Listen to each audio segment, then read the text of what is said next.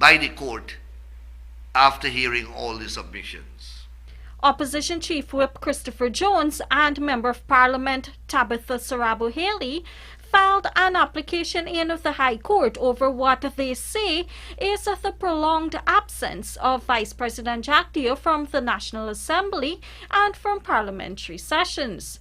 They are claiming that JAGDEO has missed 11 consecutive sittings of the National Assembly within the first parliamentary session between 2020 and 2024. Articles 54 and 156(1)(b) of the Constitution of Guyana and Standing Order 1062 of the National Assembly states that a seat of a member of the National Assembly shall be vacated if that member is absent for more than 6 consecutive sittings of the National Assembly. The opposition MPs are asking the court to declare that JAGDEO, who is also the General Secretary of the ruling People's Progressive Party Civic, has not only vacated his parliamentary seat, but has consequently ceased to be a member of cabinet. Thus, he can no longer hold the offices of Vice President and Minister of Government.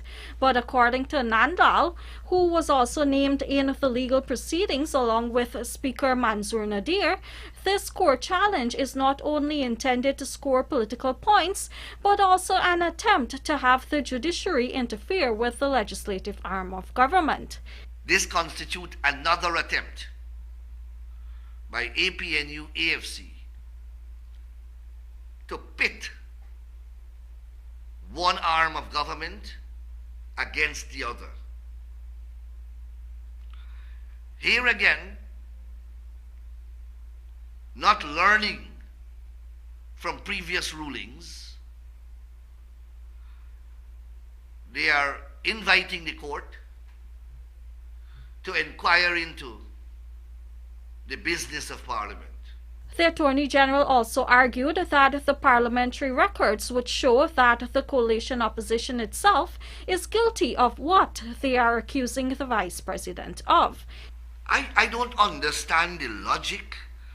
I don't understand if they don't think, if they don't examine these things, that if they're going to challenge the absence of the other side, that it will bring attention to their own absence, which is so permeating and prevalent.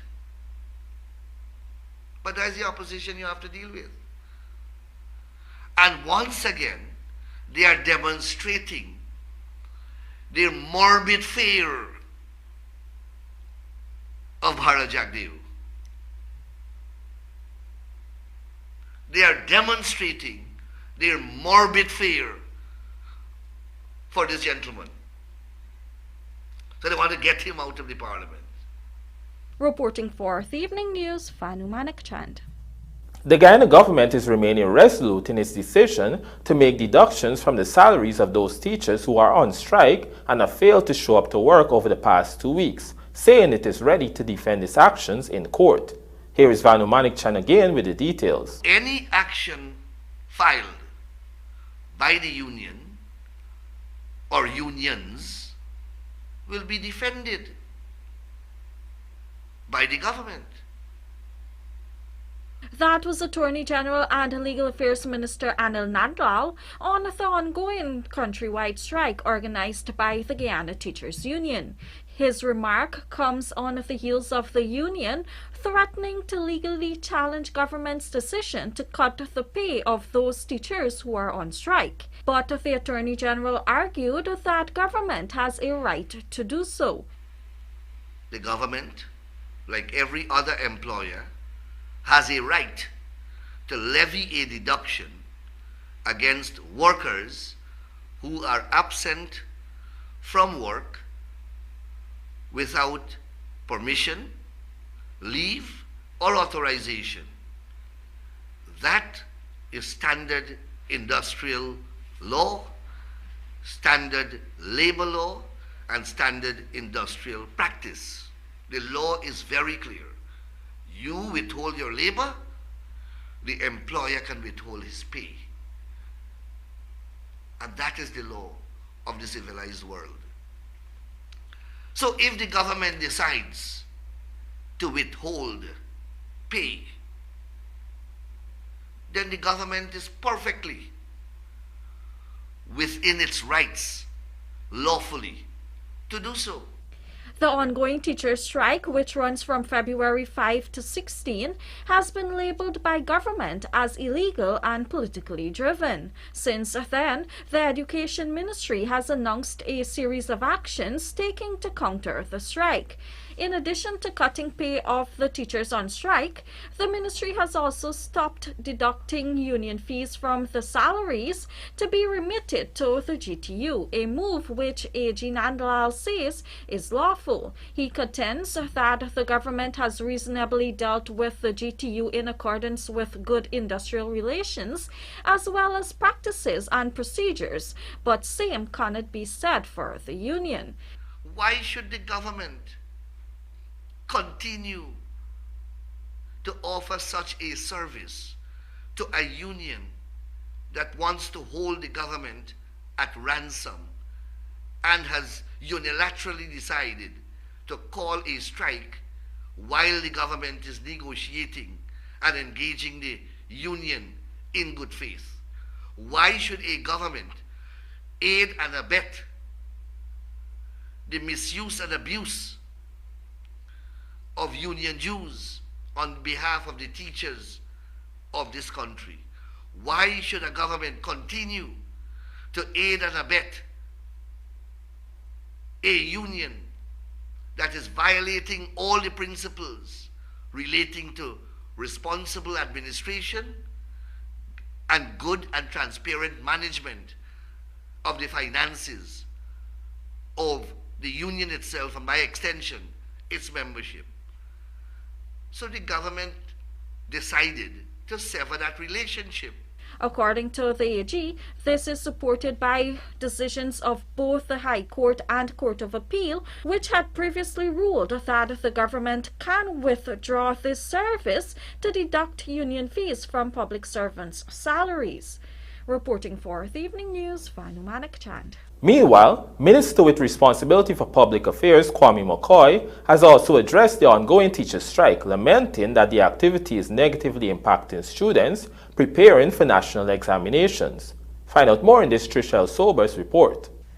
Public Affairs Minister Kwame McCoy contends that the, quote, illegal teacher strike, end quote, has the potential to prevent students sitting national examinations from achieving their individual goals. McCoy argued that the actions being taken by the Ghana Teachers Union is a direct attack on the education system and the investments the People's Progressive Party civic government has poured into the sector for its advancement.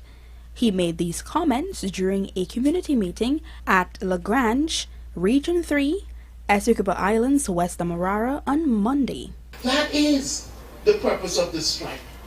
And they could stymie the work of the government. And they could prevent our children who are at this time supposed to be having their SBAs marked to be submitted to the CXC. They strike. They don't care about them. In response to GTU's commitment to prolong the strike until teachers' demands are met, the Public Affairs Minister issued a call to the union to allow teachers to choose whether or not they want to independently participate in the strike. According to McCoy, he has received reports indicating that, quote, many teachers are being forced onto the picket line out of fear, end quote. Some of them are on the strike line only because of fear. And our country must never be at a level where people can't make the choice that they believe that they should be making. Because to strike and not to strike is a right. The teacher strike commenced on February 5. The teachers believe that the 6.5% salary increase is insufficient. It is unclear how many teachers are supporting and participating in the strike and how many schools and students are being affected. The union's president, Mark Light, has said that 82% of learners are affected as a result of the strike, but this has not been corroborated by the Education Ministry. In fact, the ministry has not released any information or statistics on how the strike is impacting the school system. Trishelle Sobers, Evening News. Luanda McAllister joins us now to report that dozens of salesmen attached to beverage giant Banks DIH Limited today staged a protest action outside the company's headquarters, demanding that they be paid a fair commission rate. The workers are alleging that the current rate is unreasonable. Gathered outside Banks DIH's state-of-the-art parking facility at Thirst Park on Wednesday, the protesting workers vented that in order to qualify for a commission, they must achieve a sales target of 65% or higher, a situation they contended is unfair. Joel Sam, one of the demonstrators, lamented that many sales department employees toil tirelessly only to go unrewarded due to this system. According to Sam, the workers demand an overhaul of the current commission system. He noted that although the company pledged to address this concern back in September, no progress has materialized since then. We come tomorrow, we work, which was yesterday. We work, and after that, and today now, they will tell me that, hey, what I'm doing really, I'm just paying we, what's not. So they come today and tell me the same thing when I'm telling me Monday. Bring me around, carry me around, bring me around, carry me all the time. So we tell them we stand up on my foot today. We no work in going on, no work. Henry Almond, another worker, shared his experience of often returning home with only his basic fortnightly salary of $36,000 under the current system. We're not asking for nothing big. We're just asking for a wage that we can live with, we can be comfortable with, right? But apparently they do not understand. They're thinking that, we just decide we can strike on this department. But we understand there's also company policy as to where they just can't give one department increase. You got to go across the board. But what we are saying is that if they dealt with this department at this moment, because this is critical right now, deal with us, and then they can move on to other department. As it is right now, the sales team, they've decided if the chairman decides to come and speak to us, give us a figure. That's what we're looking for. The workers are advocating for a payment scheme of $15 per regular case sold and either $12 or $10 for each plastic beverage case sold. Mark Fraser emphasized the workers' willingness to negotiate, but stressed the importance of clarity regarding compensation per case. Meanwhile, the workers disclosed that the company has since requested additional time to address their grievances with hopes of a resolution by Friday.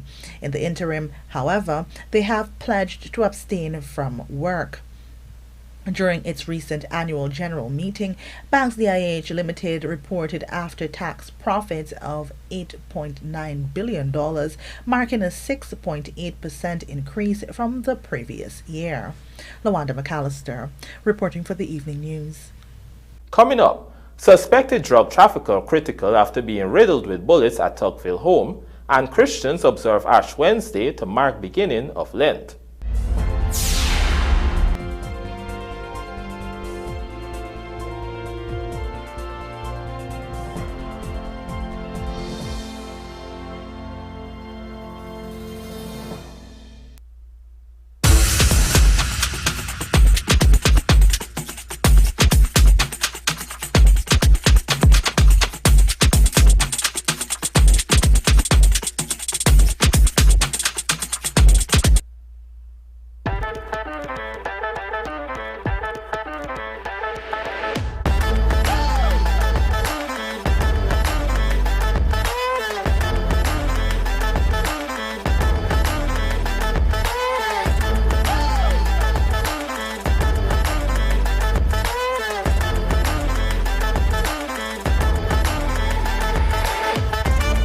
Transitions Light Intelligent Lenses. Pick your color. Choose your style. Available at Optique Vision Care. Come celebrate 1770 with us. It's my birthday. Yeah. Celebrate 1770 with us. It's my birthday. Yeah.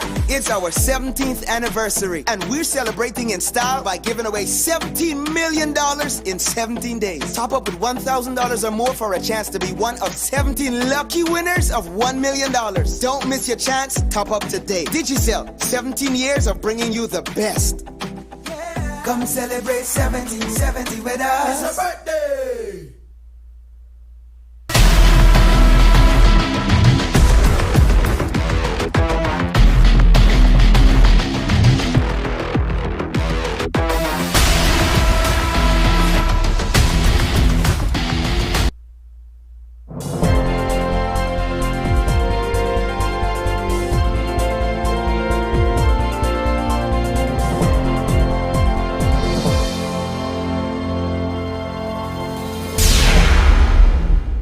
Welcome back. You're watching the evening news. 36-year-old Winston Hazel, who had previously been charged for trafficking narcotics, was last evening riddled with bullets during a suspected execution on his life.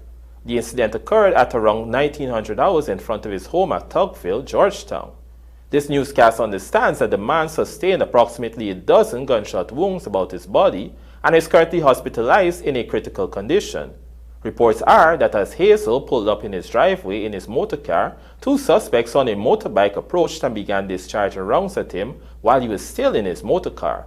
Hazel reportedly exited the vehicle and ran into his yard as the gunmen continued shooting before making good their escape. Hazel was reportedly taken to a private medical facility but was later transferred to the Georgetown Public Hospital for surgery.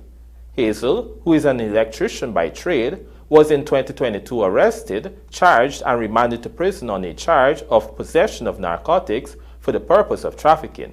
He and another man were found to have some $6.5 million worth of cocaine in their possession. We now tell you that the Ministry of Natural Resources has embarked on a national forest restoration initiative which centers around a coordinated approach to forest restoration that utilizes native tree species in mined-out, degraded, and deforested areas in Guyana. Let's find out more in this report. The National Forestry Restoration Initiative is being implemented in keeping with the Low Carbon Development Strategy LCDS 2030. It is in keeping with the tenets of the strategy on exploring options for land reclamation and reforestation of mined areas under the commitment to sustainable forestry and low-impact mining. The Guyana Forestry Commission and the Guyana Geology and Mines Commission are collaborating on the implementation of this initiative. Works have already commenced in Region 10 in the Dakura area, where approximately 23.3 hectares of land will be replanted with native species, including bloodwood, soft wallaba, baramali, kabukali, among others. To date, a total of 1,484 seedlings of 11 species were planted, with approximately 1,600 more to be planted before the end of February. To support this activity, 2 seedling stations have been established, one at the Yarracabra Training Center on the Linden-Soosdike Highway and another in Wismar, Linden. According to the Ministry of Natural Resources, a key component of this process is community involvement and capacity building. Youths from the West Watuka, Silvertongue, and the Half-Mile areas have received training on seedling collection, seedling station care and management, outplanting, and restoration site monitoring and management. The team involved with the initiative has also begun data collection to analyze species performance and site performance and assess the current methodology used. Information collected from this pilot site will inform future restoration initiatives to be undertaken. Meanwhile, the Ministry of Natural Resources has since posited that this initiative and by extension LCDS 2030 stands as a beacon of hope for restoring Guyana's ecosystems while empowering local communities. The ministry expressed, and I quote, "Through its holistic approach and ongoing community involvement, it not only addresses environmental concerns, but also lays the groundwork for a more resilient and harmonious future in the region." End quote. The Georgetown Chamber of Commerce and Industry, GCCI, is so committed to supporting the gas-to-energy project and the good it can do for Guyana that its members would even back the installation of a second pipeline. Here are the details. On Wednesday, the Georgetown Chamber of Commerce and Industry, GCCI, held a press conference focused on the gas-to-energy project. In recent times, there has been increased discussion on the project, which has a startup date of 2024. While most are anticipating the much-needed project, others have been raising concerns, including regarding the project's cost. However, former GCCI President Timothy Tucker made it clear that the Chamber had no reservations supporting the project and would even support a second pipeline. We are sitting here because it's to show you and Guyanese that we stand behind the letter, we stand behind the statement, and what the President of the Chamber and the Council and the Executive of the Chamber has put into that letter. We stand behind the project because it is what it is good for the business community. It is good for Guyana. It will continue, we will continue to support that. And furthermore, I would say that we would even support a second pipeline if it becomes necessary, because with the prevailing circumstances, and I would say that we also support a mini refinery. And we've always supported that simply because, as Richard said, energy security. According to Tucker, even competitors to the Gas-to-Shore project have acknowledged that the project is the best current option for Guyana. He noted that this became apparent when the Chamber held consultations with other potential renewable energy investors. We have, on several occasions, and I can tell you going back from Minister Patterson when he presented the numbers, when we did the consultations with this government, when we also brought in the Japanese, the Mexicans, three other persons came into the chamber, that we sat with them and we looked at whether it would have been better to go with solar, whether it would be better to go with wind. When we've done and we got the numbers, we asked them for numbers, we asked them, okay, solar, what about the batteries back of it, what would the cost be? Each of them coming to pitch their projects said to us, but in the immediate chart, this time, this is your best bet, but you can have these as secondary. Right? As recently as last year, I think it was from the DR. Tucker further noted the almost immeasurable damage that unreliable, expensive energy has caused to Guyana. You'll have two aspects: production loss, basically from bad or unreliable electricity, what you've lost, the cost of that, the cost of investment loss from companies that don't want to come in and pay 35 cents for electricity. So there's loss of investment, loss by consumers, downtime. How much time you guys spend have to be paid overtime to work late to finish your report because you had blackout. Jack O'Brien, The Evening News. The growth of Guyana's economy is a national responsibility that government and citizens must work simultaneously and cohesively to achieve. This was underscored by Minister within the Office of Prime Minister with responsibility for public affairs, Kwame McCoy, during several community engagements with residents of Region 3, Essequibo Islands, West Demerara. Trishelle Sobers tells us more. According to the Public Affairs Minister Kwame McCoy, Region 3 is set to undergo significant development and expansion through various infrastructural projects initiated by the government. These include the construction of the new Demerara River Bridge, the Schooner to Crane Highway, and a landmark gas-to-energy project. As a result, McCoy emphasized the need for residents and businesses in the region to prepare themselves to take advantage of the opportunities that will arise. He noted that while government plays a pivotal role in the development of the country, citizens' participation and partnership is necessary to propel and achieve a nation's development. What we have now is what we have to take and invest in building out on our infrastructure, consolidating the existing sectors, diversifying our economy, building up new sectors so that we can build on this opportunity to make us wealthier. I am sure, I perhaps say dead sure, that every single one of you here want to see Guyana move forward, want to see your community develop, want to see us operate at a higher standard. Further, residents were encouraged to take advantage of training opportunities being spearheaded by the Guyana government. This includes those available through the Guyana Online Academy of Learning GOAL, Board of Industrial Training BIT, and the Women Innovation and Investment Network WIN. Minister McCoy informed those gathered that qualifications acquired through the various programs can help them develop businesses in the tourism, agriculture, oil and gas, and manufacturing sectors, among others. We can move our country along the trajectory of growth and development, in which every single one of us, every single one of you, would be able to benefit in small ways, in many ways, in large measures, once we take advantage of the opportunities.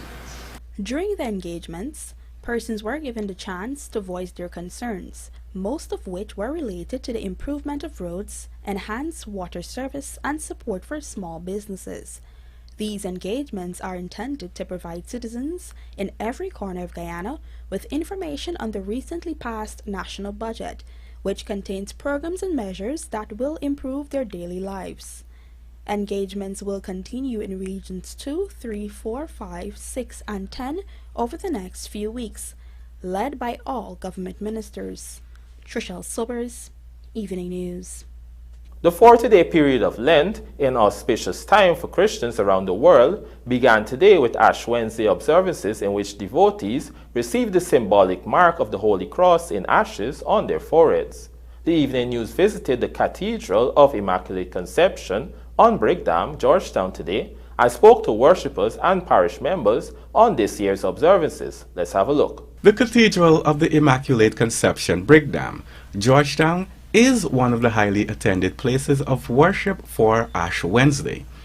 Ash Wednesday marks the beginning of the sacred 40-day period of Lent observed by many Christians, mostly Roman Catholics and Anglicans. Lent is the annual period of fasting, abstinence, and reflection to commemorate Jesus Christ, who, according to the Bible, spent 40 days and nights fasting in the Judean desert, while being tempted by Satan. Christians use this period, which ends with the celebration of Easter, to renew their commitment to the teachings of the Holy Bible. Crystal Rogers is one of the many devotees who attended the midday mass on Wednesday to receive her ash. This period means a lot because it's about unconditional love and the fact that, God gave His only begotten Son for us, and that is the truest love we're going to ever experience. It's this tradition for me for a very long time, yes. And today being Valentine's, I ask for everyone to reflect on John 3:16, which is, "For God so loved the world, and He gave His only begotten Son for us." Bishop Francis Allen explained that the teachings of Ash Wednesday and the holy period of Lent can apply to everyday scenarios. The ash is symbolic of, to get to the deeper meaning of life and the core meaning of what really matters and what doesn't. What are the things that we can dispense of and that sometimes clutter our life? So it's, in a very real way, we mark it on ourselves and just entertain that question. And to sort of process that question, we speak today on this beginning of Lent, but that theme rides right through, of prayer, of fasting, of almsgiving. Very specific disciplines and ways of being to connect us to others, to connect us to God. Let us think of real situations, what's happening with our teachers right now. I'm not saying yes or no to what should be, but the point is, there's an absence of a certain harmony or dialogue or full kind of participation or working as a team together for the good of the nation. And I believe strongly that that situation, there are real concerns to be listened to, but I believe there's a way that that can be brought to a better place with the caring, with the listening, with a language of collaboration. Meanwhile, Malsita Boville, extraordinary minister at the cathedral, also spoke with the media on what this period means to her. God continually loves us. He's always reaching out for us. And because of sin, we drift away. And we would like to tell ourselves that we're nice, good people. But yes, we sin. And yes, we drift away. And this is our opportunity to heed that call that God says, come back to me. Come back to me. And He's there waiting in open arms. So this is very personal. Kamisi Slow for the evening news. And now for a look at the bridge report. The Demerara Harbor Bridge will be closed to vehicular traffic on Thursday, February 15, 2024 at 22 hours for 1.5 hours. Meanwhile, the Berbris River Bridge is expected to be closed at 7 hours 55 on Thursday, February 15, 2024 for 1.5 hours. Peterson Griffith eyeing World Championship after Sheffield outing and torn debuts for Harpy Eagles. Details of these stories in the Sportscast sponsored by McCorp coming up on the other side of the break.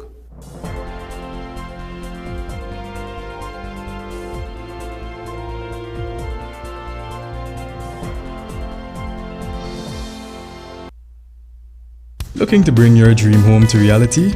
Or simply taking on a home improvement project? Then National Hardware Limited is where you should start. Let us put that touch to your home.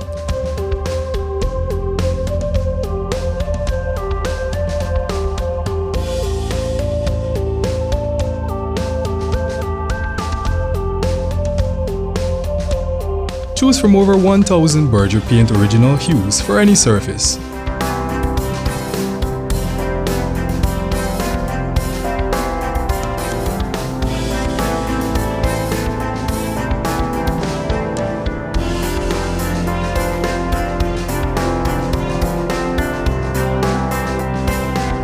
We are known for our trusted brands such as Westinghouse, Philips, Sadco, Rubbermaid, Pyrex, Gibson Home, and so much more.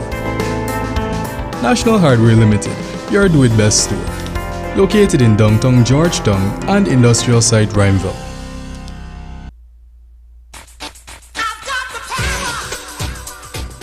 American-made Generac pressure washers from Sylvie's Variety Store gives you the power you need to blast away dirt and grime. Providing the perfect cleaning power for any tough jobs around the house or business, from 2,500 to 4,000 PSI. So get the Generac pressure washer today with all the parts and accessories available from Sylvie's Variety Store.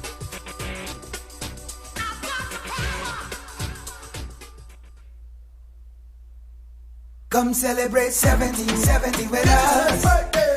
It's our 17th anniversary and we are celebrating with up to 40% discount on handsets. Get the Samsung A05 for just $16,000 or go for the Samsung A15 for just $29,000 or the Samsung A245 for just $35,000. But wait, there's more. You also get 1 month free data plan with any handset purchase. Limited time offer. Hurry to a Digicel store today. 17 years of bringing you the best. 1770 with us.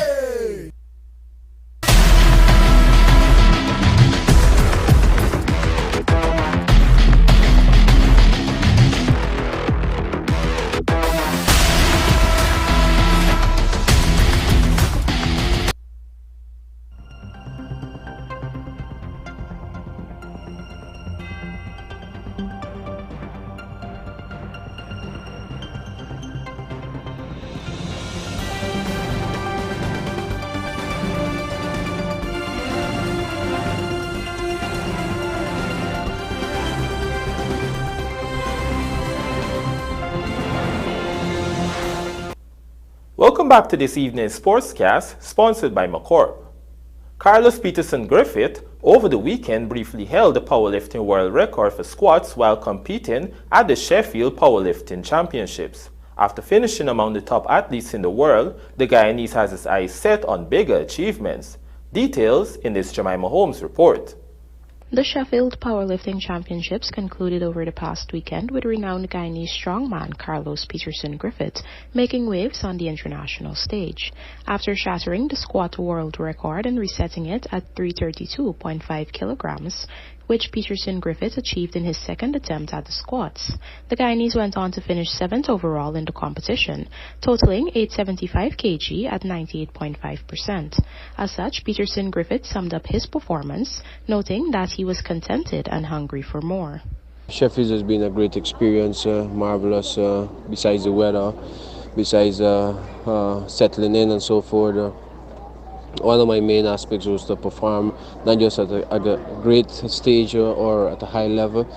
One of the best things, I always set out to be one of the best and set out to compete among the best. My main objectives was to place among the big guns.